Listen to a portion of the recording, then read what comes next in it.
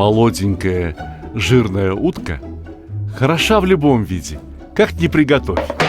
Самое главное – не испортить. Но я решил показать вам способ настолько сложный, что вряд ли кто-то решится его повторять. Так что этот сюжет предназначен скорее для расширения вашего кругозора и развлечения. Право дело, откуда кулинар-любитель возьмет сначала бадьян, потом перец хуадзе, а следом несколько бутончиков гвоздики, фенхель, да еще и корицу. Откуда взять вот эти 5 специй, которые в Китае называются усяньмань? Разве что поискать в интернете или специализированных магазинах пакетики с уже готовым порошком усяньмань. А как по мне, истолочь эти специи в ступке – великое удовольствие, наслаждение. А теперь надо отсеять только самый тонкий порошок. Так поступают самые хорошие повара, которые заботятся о своих будущих едоках. В по-настоящему хорошем ресторане едоки не должны просить у официантов зубочистки. Впрочем, в хороших ресторанах не пропадает ничего. Например, крупные части специй можно отправить в кастрюлю, где будет вариться особый бульон. А к тонко измолотым специям необходимо добавить ложку соли, натертый свежий имбирь, а еще хорошо знакомый и любимый всеми нами чеснок, пропущенный через чеснокодавилку. Но на этом послабления снабженцу закончились. Теперь необходимы 2 очень дефицитных соуса. Разве что поискать их в азиатских магазинах или в интернете. Соус хоэсин и китайский сливовый соус, перемешанные в пропорции 1 к 1. Теперь необходимо очень тщательно перемешать маринад. Пусть постоит минут 10-15, пусть вкусы и ароматы поженятся. Ведь нам в кастрюле необходимо сварить 2-й маринад. Можно сказать, особый, очень пахучий бульон. В бульон пойдут все те же самые специи: звездчатый анис либо бадьян, перец хуадзе, фенхель и опять несколько палочек корицы. Нынче в кулинарно образованных кругах модно беседовать о вреде кассии и пользе настоящей корицы. А вы добавьте пару ложек соли в бульон. Да, бульон должен быть изрядно соленый. Мало того, что 2 столовые ложки соли на 2 литра воды, так стакан еще и очень крепкого, очень плотного, темного соевого соуса. Пусть содержимое кастрюли хорошо прокипит. Натягиваем на руку чистую белую перчатку. Готовимся к очень сложной операции по извлечению самого ценного продукта из утки. Это внутренний жир. Утки по-пекински он не пригодится, но с добавлением этого жира я приготовлю замечательный, очень ароматный плов. А уточке придаст аромат наш первый маринад, густой, которым утка вымазывается исключительно изнутри. Очень тщательно. Пусть изнутри просолится, пропитается этими волшебными запахами, этим великолепным соусом. Вы знаете, что такое хороший шеф-повар? Хороший шеф-повар на кухне, по сути дела, дирижер. Но бамбуковая спица, которую продают в качестве шампуров, понадобилась мне для того, чтобы скрепить утке брюшко, зашить его. Встречали прежде такой способ? Нет? Ну вот, пользуйтесь. Гораздо проще и быстрее, чем зашивать утку нитками. А еще понадобится трубочка или даже небольшой шланг и компрессор. Дело в том, что сейчас мы уподобимся плохим журналистам. Будем надувать утку, а точнее приподнимать утиную шкуру над мясом при помощи воздуха. Ну да, я готовлю исключительно для своей семьи, поэтому надуваю прямо ртом. В очень дорогих китайских ресторанах используют вышеупомянутые компрессоры. Ну а в остальных, вы сами понимаете, надувают сначала через грудку, а потом через спинку, чтобы вся шкура приподнялась. Теперь шею утки необходимо перевязать, а саму утку подвесить на крюк прямо над кипящим бульоном. Вы знаете, самые сложные рецепты, как правило, состоят из очень простых операций, которые следует выполнять очень тщательно. Например, очень тщательно следует полить утку вот этим рассолом, этим ароматным бульоном, для того, чтобы шкура ее уже практически приготовилась.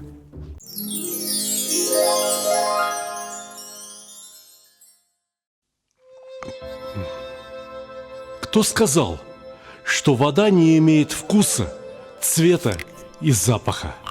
Минеральная вода Тассай даже звучит, как серебряный колокольчик. В каждом стакане воды Тассай отражается синее небо над горными вершинами Тяньшаня, а каждый глоток приносит свежесть и благоухание горных ручьев. Идеально сбалансированная премиум вода Тассай Эмеральд с 2001 года.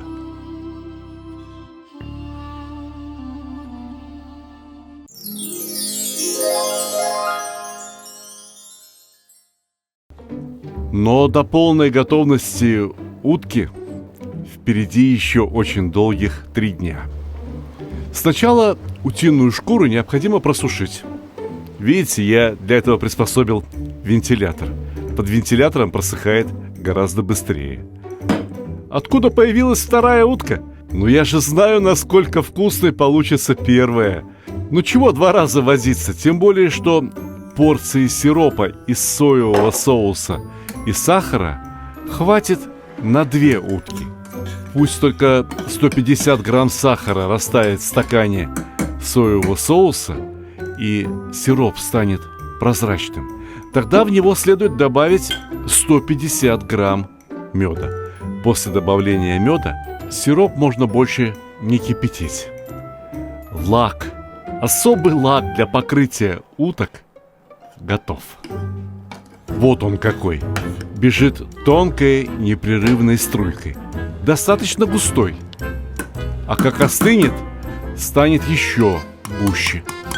Я, дорогие друзья, не Рафаэль, но красить уток кисью очень люблю. Утки после покраски должны стать настолько прекрасными, чтобы итальянские повара восклицали: «О, Мадонна!». Но на самом деле солено-сладкий лак является отличным консервантом. Теперь утку можно подвесить в холодильник, чтобы ее мясо созрело, стало очень мягким. Минимальный срок 3 дня, но в профессиональных холодильниках можно выдержать ее и в течение 20 дней при плюсовой температуре. Посмотрите, что произошло внутри утки. Вынимаем палочку, и из нее вытекает сок. Отрезаем гуску, чтобы из утки вышел весь ароматный маринад. Он уже сделал свое дело. Утка, что снаружи, что изнутри, исключительно ароматная. Завершающие нотки аромата утке придадут сырые яблоневые ветви. Заодно и пропечется неподалеку от языков пламени, но до строго требуемой температуры внутри утки. Профессиональные китайские повара, которые только одну утку и готовят, знают точно, сколько ее необходимо держать в печи. А мне гораздо проще использовать электронику, современные коптильни. И температура внутри утки правильная, и утка получилась очень ароматная. Но это еще не все. Теперь в казане необходимо раскалить масло. Если китайские повара халтурят, они наскоро обжаривают утку в раскаленном масле и подают к столу. Но повара, которые заботятся о своих клиентах, как об императоре, обливают утку маслом. Обливают тщательно, пока шкура не приобретет хруст. При таком способе мясо внутри утки не перегреется и останется очень нежным, розовым. А шкура, вы посмотрите, все происходит на ваших глазах. Вы понимаете, какой становится эта шкура? Да, мы готовим блюдо, в котором шкура ценится гораздо выше мяса.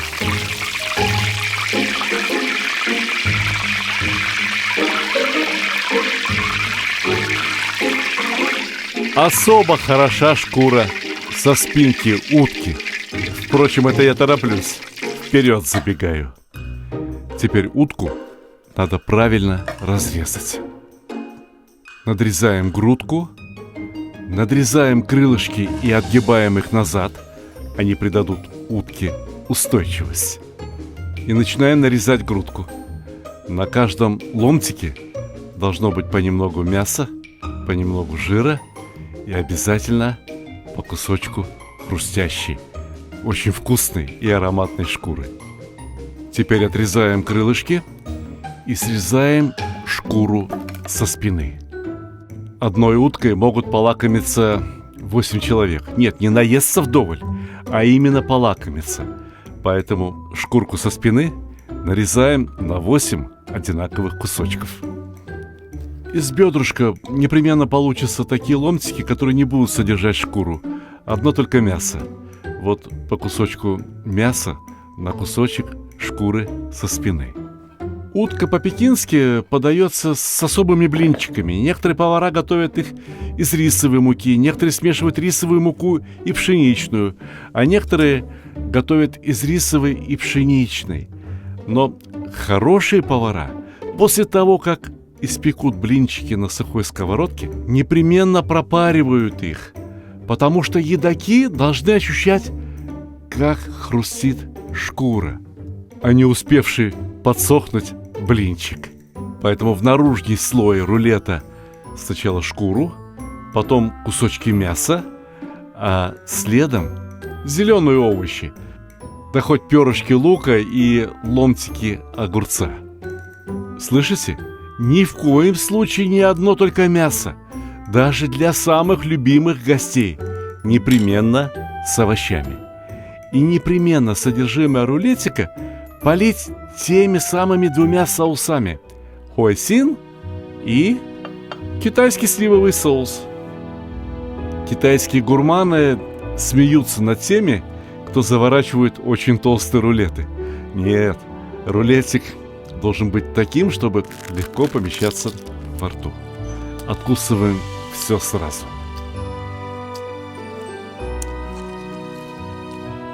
Наслаждаемся.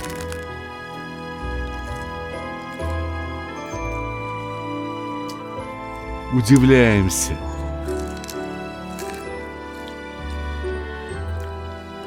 Восхищаемся. Воистину, утка по-пекински, приготовленная по императорскому рецепту, это то блюдо, которое стоило бы попробовать хотя бы один раз в жизни. Приятного аппетита!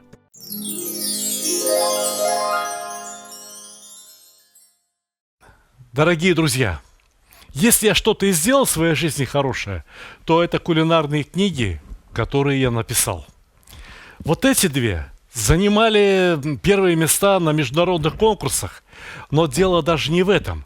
Когда их даешь кому-либо в руки, люди берут и говорят, дорого стоит, 8 или 10.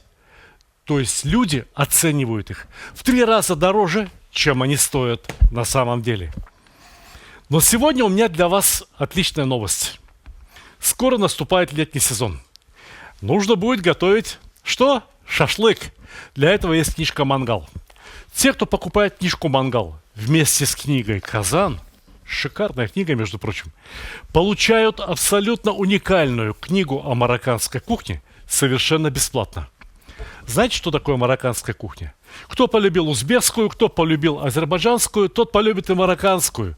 Потому что это как бы продолжение тех же самых блюд, только с абсолютно другим вкусом. Готовится очень просто. Готовится из тех же самых продуктов, из которых и мы в основном готовим, и с теми же самыми специями, что продаются у нас повсюду. Но получается что-то новое. А кулинария и есть наука о новых блюдах. Итак, мангал, книга «Казан», и вы получаете книгу «Таджин Кускус» о марокканской кухне. Совершенно бесплатно. Сама по себе эта книга стоит 3000 рублей. Но это еще не все. Вот здесь у меня есть книжка «Счастье кулинара». Во многом эта книга автобиографическая. Она о моем кулинарном становлении. Что я любил в детстве, что мы с супругой готовили в молодости, что мы любим готовить сейчас. Это книга о нашей семейной кухне. Но, разумеется, моя самая большая любовь – это плов. Итого, книга «Плов» и книга «Счастье кулинара». Кто покупает их вместе, получает книгу про марокканскую кухню опять бесплатно. Книги можно заказать с автографом. Вот эта книга нынче чемпион по продажам, потому что это самая новая книга, составленная по рецептам, которые вы выбрали. Вы смотрели эти рецепты больше всего в Ютубе. Вы их чаще всего лайкали. Вы чаще всего подписывали, просмотрев ролики с этими рецептами. 75 уникальных, самых вкусных рецептов вот здесь. Помимо этого, я хотел бы предложить вам очень интересную книгу о чеченской кухне. Эта книга так и называется «Кухня чеченского народа». Шикарный том. Опять-таки, что-то новенькое. Не то, что вы готовите всегда. Хотите развиваться дальше? Хотите узнавать что-то новое? Вот она. Книга о чеченской кухне. Кавказ, что может быть лучше? Лучше может быть только книга о баранине. Книга «Казан-баран» и моя самая первая книга, которая продается уже 17 лет. «Казан, мангал и другие мужские удовольствия». Так любит ее народ, что каждый год приходится допечатывать тиражи. К слову говоря, книга «Таджин Кускус» только кажется маленькой. На самом деле она чуть-чуть больше, чуть-чуть шире, чем книга «Казан-мангал». Вот она насколько больше. Вот она насколько шире. Точно такая же по толщине, отпечатанная на роскошной бумаге. Если кто-то захочет купить вот эти две книги, «Казан» и «Плов», разумеется, тому человеку я тоже подарю книгу «Таджин Кускус» совершенно бесплатно. А если кто-то захочет купить 3 книги о чеченской кухне, а так часто бывает, люди покупают сразу несколько книг, а потом просят меня: эту книгу подпиши для Сергея, эту книгу подпиши для Рустама, эту книгу подпиши для Бориса. И все, у этого человека решен вопрос с подарками. Итак, хотите ли вы купить что-то для себя, хотите ли вы купить что-то в подарок друзьям, всегда есть выбор. Одну книгу берете себе, одну книгу другу, третью получаете бесплатно. Заходите в мой магазин stalik.ru. Книги мы знаете, как упаковываем? Во-первых, картонная коробка. Во-вторых, обязательно пузырчатая пленка. И только потом пакетик, в котором вам эту книгу и доставят. Все книги доставляют в идеальном состоянии. Не помятые, не порванные, как это бывает очень часто, к сожалению, в маркетплейсах. Я поэтому и решил, что больше мои книги в маркетплейсах продаваться не будут. Эксклюзивный продавец моих книг – мой магазин, где все под моим контролем – stalik.ru. Ссылка в описании.